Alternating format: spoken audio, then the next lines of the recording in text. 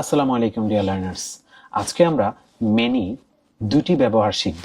মেনিকে আমরা কিভাবে দুটি ব্যবহার হিসেবে ব্যবহার করতে পারি গুচ্ছ সাবজেক্ট। প্রথমটি হচ্ছে নর্মাল মেনি। মেনিকে আমরা যখনই কোনো নাউন যুক্ত করব, many plus countable noun, many students অনেক শিক্ষার্থী, মেনি বয়েজ অনেক ছেলে, মেনি গার্লস অনেক মেয়ে।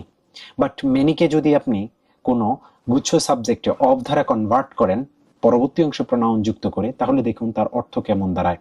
মেনি অফ ইউ, তোমাদের অনেকেই। অফের পরে আমরা একটা প্রনাউনের অবজেক্টিভ ফর্ম আনতে হবে, অবশ্যই সেটা প্লুরাল হতে হবে।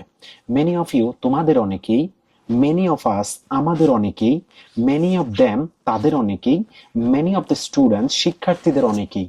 যখন নাউন প্রনাউনের অনেকেই বুঝাবে তখন মেনি অফ এর পরে আপনাকে একটি প্লুরাল নাউন প্রনাউন আনতে হবে।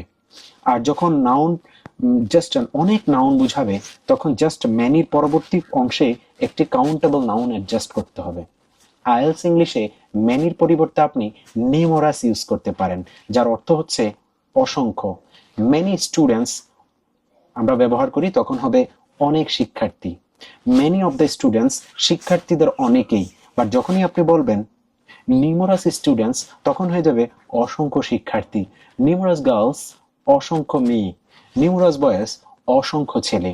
তাহলে মেনির অল্টারনেটিভ রিপ্লেস হিসেবে আপনি আইএলস ইংলিশে নিউমারাস ইউজ করতে পারেন। Thank you so much for watching this video. If you like this video, please subscribe our YouTube channel and follow our Facebook page.